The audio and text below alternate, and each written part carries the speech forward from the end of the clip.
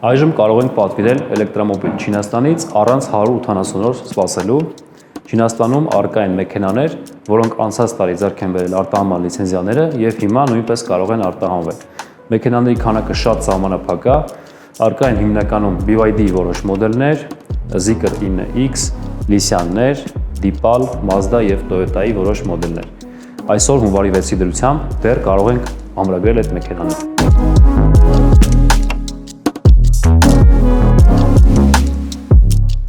Ողջույն բոլորին, ես Աշոտ եմ Dreamcar-ից։ Բարի գալուստ 2026 թվական, շնորհավորում եմ բոլորիդ ամանորը եւ Սուրբ Ծնունդը եւ մաղթում եմ բարեկեցություն։ Այժմ ստացել ենք բազմաթիվ մեքենաներ, թե հաճախորդների պատվերով, թե արկա վաճառքի համար, բայց ինչպես տեսնում եք, մեր կայանատեղին հիմա դատարկ է, քանի որ, ինչպես գիտեք, Հայաստանը ստացել է 15000 էլեկտրոմոբիլի 0% մաքսատուրքի քվոտա, բայց այդ քվոտան սկսել է գործել հունվարի 22-ից, այսինքն մեքենաները կանգնած են Գյումրիի մաքսատանը, օրական վճարվում է 5000 դրամ կայանատեղի համար եւ 22-ից հետո կարողանալու ենք 0% մաքսատուրքով ներմուծել։ Ինչ այդ արտոնությունը իրանից ներկայացնում, այսինքն 2024, 25 եւ 26 թվականների արտադրված էլեկտրական կամ գեներատորով հիբրիդ տեսակի մեքենաները Հայաստանում ազատված կլինեն 20% ավելացված արժեքի հարկից եւ 15% մաքսատուրքից, այսինքն վճարվելու է միայն 2% բնապահպանական հարկը։ Այդ 15000 քվոտայից 12000-ը պատկանում է ֆիզիկական անձանց եւ ոչ պաշտոնական իրավաբանական անձանց։ Նախնական կանխատեսումներով այդ 12000 քվոտան կարող է բավարարել մինչեւ ամառ, բայց հաշվի առնելով, որ ոլորտը շատ անկանխատեսելի է, կան խոշոր խաղացողներ, հնարավոր է օրենքի փոփոխություններ լինեն, հնարավոր է, որ այդ քվոտան ավելի շուտ սպառվի։ Իրավիճակը Չինաստանում դեռ չի փոխվել, անցած թողարկման մեջ քննարկեցինք Չինաստանի օրենքի փոփոխությունը կապված արտահանման արգելանքի հետ։ Այս պահին կան վաճառքի մեքենաներ, որոնք անցած տարի արդեն հասցրել են անցնել մաքսային process-ով եւ ունեն արտահանման լիցենզիա։ Բայց չինացի գործարարները դեռևս նոր խմբականակներ չեն պատվիրում, քանի որ իրանք էլ չգիտեն, թե ինչ ճանապարհով պիտի դա վաճառեն։ Կա ինֆորմացիա, որ ամեն արտադրող լիազորելու է որոշակի ընկերությանը իր մեքենաները արտահանելու համար, նախնական թույլտվություն ստանալու են արտահանվելու Deepal մոդելները, Mazda-ն, Toyota-ն, BYD մոդելային շարքը ու սուբբրենդերը դեռևս հայտնի չի, այսինքն Denza, Leopard ու BYD-ն դեռ պարզ չի ինչպես արտահանվելու, հնարավոր է BYD-ի որոշ մոդելներ դեռ հասանելի լինեն արտահանման համար։ Լիսյանի մասով կա հստակ արգելանք հենց Լիսյանի կողմից,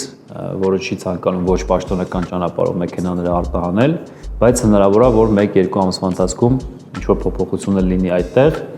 Zeekr-ը նույնպես չունի արգելանք մեքենաները արտահանելու համար, այսինքն փոփոխությունը լինելու է միայն ժամկետների եւ արժեքների, բայց արտահանում ոչ պաշտոնական ճանապարհով լինելու է։ Սրանք հիմնականում հենց այն մոդելներն ու մեքենաներն են, որը մենք ամենաշատն ենք Չինաստանից գնում մեր հաճախորդների համար, այսինքն գլոբալ փոփոխություն չի լինելու առաջարկի տեսանկյունից, փոփոխությունը կապված է լինելու արժեքների եւ ժամկետների հետ, այսինքն արտահանման process-ը բարդանալու է եւ լինելու է սահմանափակ ընտրություն մեքենաների, ինչպես եւ անցյալ անգամ նշեցի։ Այսպիսով, եթե դուք ուզում եք գնել չինական մեքենա եւ օգտվել Հայաստանում քվոտայից, դեռևս մնում է մի քանի տարբերակներ։ Առաջինը դա գնել Հայաստանում պաշտոնական ներկայացուցիչներից, ստանալ գործարանային երաշխիք եւ այլն։ Իրենց մոտ ոչ մի փոփոխություն չկա process-ի առումով։ Երկրորդ տարբերակը դա հետևել չինական շուկային, այդ թվում մեր ալիքի միջոցով, հասկանալու համար տվյալ պահին ինչ առաջարկ կա այնտեղից եւ որոշում կայացնել շատ արագ, որովհետեւ մշտապես փոփոխվում է ամեն ինչ։ Եվ երրորդ տարբերակը դա շահագործված մեքենա գնելն է, որը որ process-ի տեսանկյունից ամբողջությամբ տարբերվում է նոր մեքենայի համեմատ։ Այնպես ինչպես դուք գնեիք մեքենան Հայաստանում, ընտրելով սահմանափակ քանակությամբ տարբերակներից ստուգելով տվյալ մեքենան եւ բանակցելով արժեքի համար, մոտավորապես նույն process-ը նաեւ Չինաստանում է տեղի ունենում, բայց հիմնական խնդիրը, որին բախվում ենք եւ ստանում ենք կոնկրետ հարցումներ մեքենայի համար, դա անհասանելիությունն է, այսինքն կոնկրետ մոդելներ, կոնկրետ կոմպլեկտացիաներով լավ վիճակում գտնելը բավականին բարդ է լինում։ Հենց այդ պատճառով էլ եկանք այդ լուծմանը, որ մենք ինքներս կգտնենք ձեռնտու տարբերակներ, հիմնական պարամետրերը, որին նայում ենք, դա մինչև 2 տարվա, 1-ից 2 տարվա եւ մինչև 20000 կիլոմետր վազքով առանց վթարի մեքենաներ, հնարավոր են մանր կոսմետիկ խնդիրներ, դա հնարավոր է լինում նույնիսկ նոր մեքենաների դեպքում, որպեսզի հանդիպի։ Այդպիսով մշտապես կարողանաք համեմատել չինական շուկայի շահագործված մեքենաների առաջարկները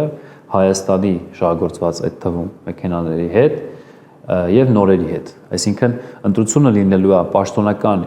եւ ոչ պաշտոնական նոր մեքենա գնելու կամ շահագործված մեքենա գնելու Հայաստանի կամ Չինաստանի շուկաներից։ Եթե ուզում եք ձեռք բերել շահագործված մեքենաներ Չինաստանից, բաժանորդագրվեք մեր Telegram-յան ալիքին, որտեղ գրեթե ամեն օր տեղադրելու ենք լավ առաջարկներ։ Շահագործված մեքենա գնելու process-ը մի փոքր տարբերվում է նոր մեքենա գնելու process-ից։ Դրա մասին մանրակրկիտ նկարագրել եմ ըստ թողարկման մեջ 1 տարի առաջ։ Ոչ բոլոր մոդելներն են հասանելի, ոչ բոլոր մեքենաների դեպքում է ձեռնտու գնել շահագործված, քանի որ նոր մեքենա գնելը դժվարացել է Չինաստանում, բարձրացել են նաև շահագործված մեքենաների արժեքները, այնպես որ մենք ինքներս գտնենք ձեռնտու տարբերակներ մինիմալ վազքով, հնարավորինս թարմ ամսաթվով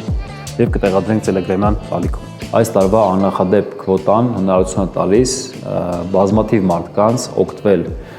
0% մաքսատուրքի արտոնությունից եւ միաժամանակ Չինաստանում նմանատիպ արգելք է լինում, որի հետևանքով կգտնվեն այլ շուկաներ Հայաստանի էլեկտրոմոբիլ ներմուծելու համար, բայց ամեն շուկան ունի իր նրբությունները, հենց այդ պատճառով մենք չենք զբաղվում բոլոր երկրներից ներմուծմամբ, որովհետեւ ամեն երկրում ու ամեն փոխադրման տեսակը ունի իր խնդիրները ու առանձնահատկությունները, այլ շուկաներից այս պահին ԱՄՆ-ի աճուրդն է, այդ թվում ոչ վթարված մեքենա կամ քիչ վթարված մեքենա գնելու համար, հաջորդը դա եվրոպական շուկան է, հիմնականում Գերմանիան, ավելի պրեմիում սեգմենտի թանկարժեք էլեկտրական մեքենաներ գնելու համար, ընդ որում մենք կարողանում ենք նաև Գերմանիայից ներմուծել մեքենաներ, այդ մեքենաները հիմնականում լինում են նույնպես 6 ամսվա